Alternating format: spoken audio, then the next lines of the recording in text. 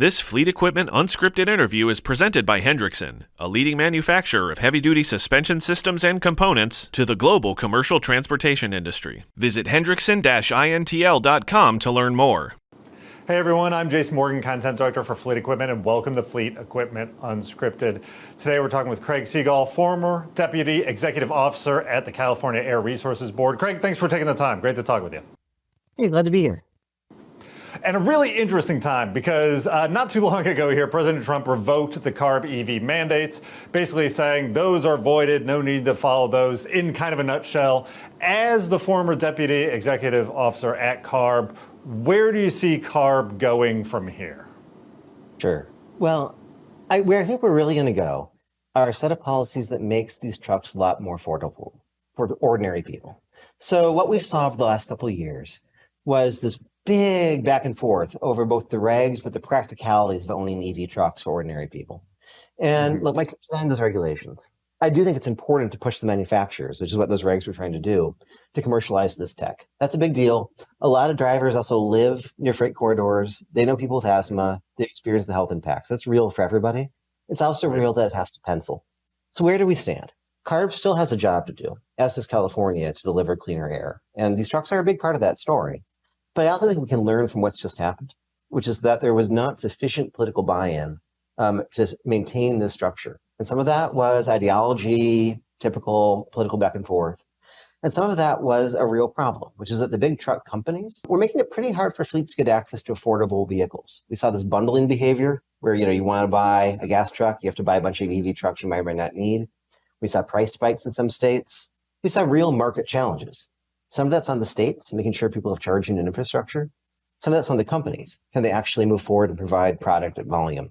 So what I'm hoping that we'll see is, yes, another conversation what regulations we need to push investments, but also a broader conversation that, one, how do we help truck fleets that bought EV trucks that now need to be rewarded for good behavior? How do we push manufacturers on price transparency so you actually know what your competitors are buying and how much? How do you get investments, say revolving loans, private money, public money into the system to actually help it accelerate forward? We need a whole package here that basically says, look, yes, this is an air pollution problem. That's real. I mean, that's kids. I've met kids, in these communities. They have asthma. It's a big problem. But also, how do you make it work for shippers and drivers? And that's looking at this as an industrial policy package. It says we have to electrify freight. You got to make the manufacturers really come to the table now, not this stuff where they say they support it, but there's not a lot of affordable trucks for everybody. Right. And you've got to have the state regulators in real conversation with ordinary drivers about how this works, actually in this context. So look, I don't love that we've seen this sort of hard policy swings back and forth. That's good for nobody. It's not good for investment. Right. It's not good for communities. I would love to see us take a beat and figure out how to stabilize this and then move forward. I mean, after all, our competitors, China, hell, they are rolling forward electrification at speed. Like, we don't want a freight system that's locked in diesel in 10 years. Like, that is not going to work for us. We have to have a plan to get there. Right, for sure. Well, and I think everyone would get on board with that, as you put it, the penciling, right? The business of it has to work. I think, to be fair, to mentioning some of that bundling that you've talked about on the ICE vehicles and the EV vehicles, I think that was kind of, from my perspective, looped into a lot of advanced clean fleet and advanced clean truck kind of regulations and manufacturer demands there. We've seen that on the CARB and Omnibus engine too, right? Because that maybe is in question here as well. And so to your point, there is an opportunity to reset, really look at what the value proposition is here. Mentioning that diesel component too, in your view, does ICE, right, like cleaner diesel, biodiesel, we've seen natural gas platforms come online now with a revamped 15-liter engine. Do you view those as having any role in cleaner emissions regulations going forward? Well, it's had a role, but they don't have a giant commercial future. So here's my take. So first, let me pick up that regulation point. None of those regulations required you to pass that on to your buyers. Advanced clean fleets would have, to be fair. That's a turnover reg, but that was never enforced. Advanced clean trucks was a sales reg. And what I've seen in markets where you have more diversity and more competition, so versus sort of, the US market where you only have a few big truck buyers sort of calling their price and calling their shots a lot of the time. Yeah, we ask for greater sales, but people respond to that, not with requiring their buyers to change behavior, providing more options for their buyers and cheaper options. That's not what we saw here. So yes, regulations create a context, but they didn't require that bundling behavior. They just set a sales ratio. And it was a choice there. And what I think we're seeing, and this goes to the natural gas and diesel conversation too, is how long do these guys stay stuck in fossil fuels? Now, that has made sense for them for a long time. They've got a lot of built up capital and they aren't in a hurry to change. But for a fleet, I just read a paper yesterday that said total cost of ownership, even for Class 8s. I mean, Class 4s, delivery vans, those are booming. Those are electrifying at speed already. But big, even tractor trailers, you're looking at 2030, maybe 2035, where it's just cheaper to run an EV. And to me, that asks big questions about the other models. Not only does it suggest diesel in the medium terms on its way out, including for used diesels. I mean, if you're picking those up, they'll be high quality used zero emission trucks within the decade just on the market, especially if we do our jobs on them. Why would you buy, a natural gas vehicle, another vehicle? One, just in terms of sort of port and freight system investments, I don't think we need or want to spend lots of money on building 3 different fueling systems everywhere. We've got massive hydrogen system expansion, massive natural gas system expansion. We also did a bunch of studies on how those trucks perform over time. One thing that surprised me, but we ran it on like 200 trucks all over the LA basin, is we saw actually pretty bad long-term pollution performance out of the natural gas trucks. We thought they were cleaner up front. We also saw lots of degradation of the after treatment over time. So we weren't really getting a pollution win out of them in the way we thought we were. So between 1, EVs are going to be cheaper.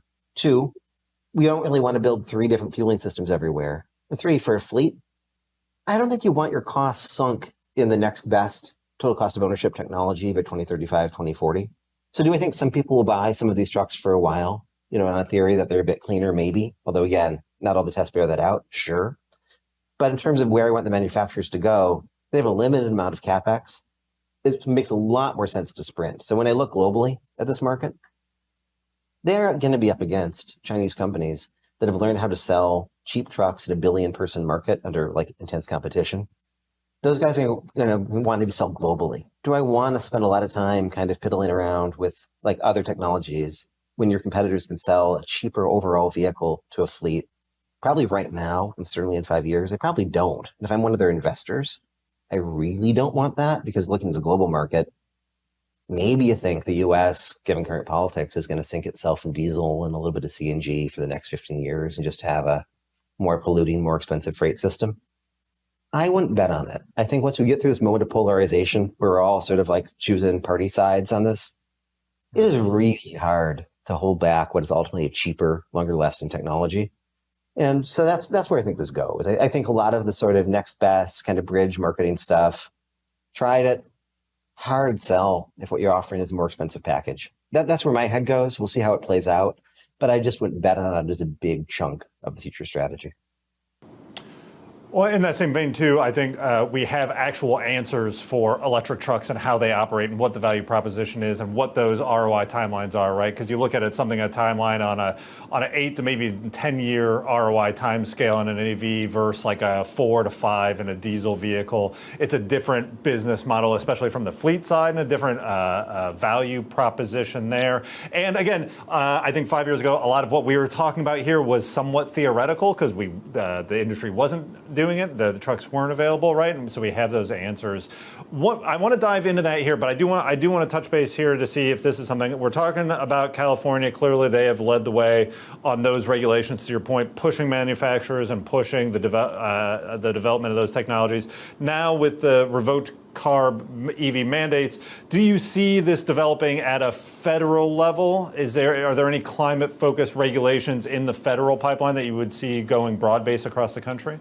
Yeah, it'll be both. So here's how I see this playing out. And, I bridle at EV mandate is these regs were obviously more complicated than that. But, take it as writ, right? Just for thinking about where this goes. What California's actually done pretty successfully for years is push technology out. Catalytic converter used to be this pie in the sky thing that all the companies said was too expensive, 30 years ago. Now it's everywhere. This is sort of a similar story. We're the 4th largest economy in the world. We move a huge chunk of the nation's freight.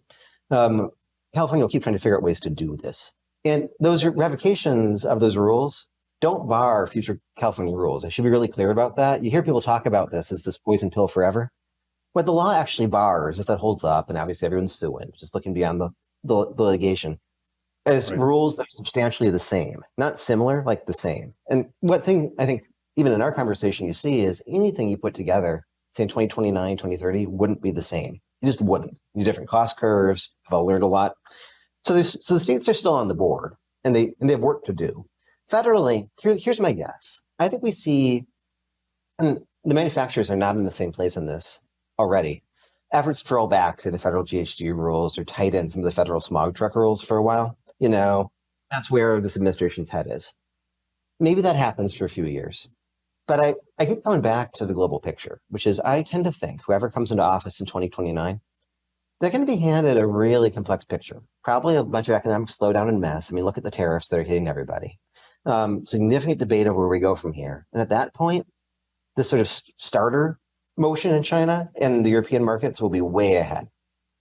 So your question is going to be, how do you pull everyone into the future fast? Like, how do you electrify the system? So do I think we get a federal set of standards out of that? I do. It might look pretty different. Maybe it's a mix of money into the fleets to accelerate turnover. Could be, hey, let's link them up with accelerated, like really high quality charging. And maybe you get paid for providing a battery for renewables because there'll be a lot more in the grid by then.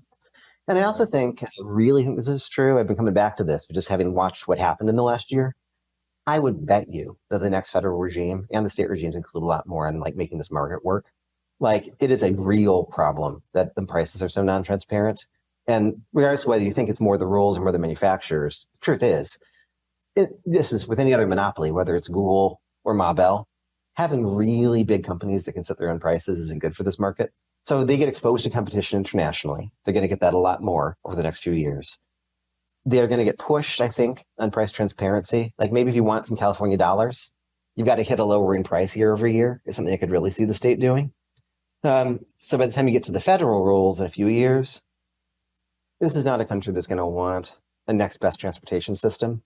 And that's where I think it goes. So yes, new EPA rules probably, but also I would bet Congress gets involved. Like they cannot tolerate like us being that far behind China that long. And at that point, we're way beyond Trump versus Harris. We're just having a conversation around technology, which is where we should be. Right, interesting, taking that kind of global market view. Boiling it back down, I want to go back to something that you said here, because I promised I would, about that penciling and focusing on the bottom line. Like, right, if I'm a fleet, and like I want to take the next step towards sustainability, I want to do the right thing. To your point, there are air quality problems, politics notwithstanding, these challenges exist. What advice or what perspective can you give them as regulations are being revoked? Incentives are in question. How can the fleet operators continue to push it forward, given some of the uncertainty that's in the market right now? A few things. I think look toward, and lots of obviously really smart people penciling this up for the fleets. Look toward the next 5 years. Maybe you slow down a little bit. Maybe there's less pre-buy, but like be aware that you aren't going to want to carry fuel costs into 2035, 2040. So what does that mean for your practical buying strategy? Start testing out used Zets. Maybe avoid buying a lot of new diesel. See how long you can use your existing stuff. Look into deals with your utility. Like that is a real conversation around virtual power plant stuff. Like those AI sensors need storage, they need demand. That is commercially possible. And also like real conversations with your government. Like there's been a model that I've seen a lot where the fleets and the OEMs are kind of lockstep. We don't like these regs. We're pushing back on them.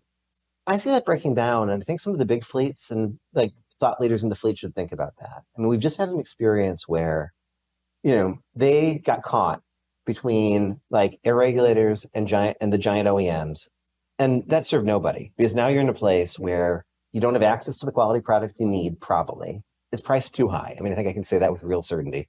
And you're up against, that bundling nonsense was a real problem for people, regardless of its origin, right? Like that did not go well. So maybe you need to start asking for that. Like say, hey, yeah, if the big companies want state dollars, yeah, the prices should be lower year over year. Or yeah, like we do want like a more transparent sales database so we know what our competitors are paying.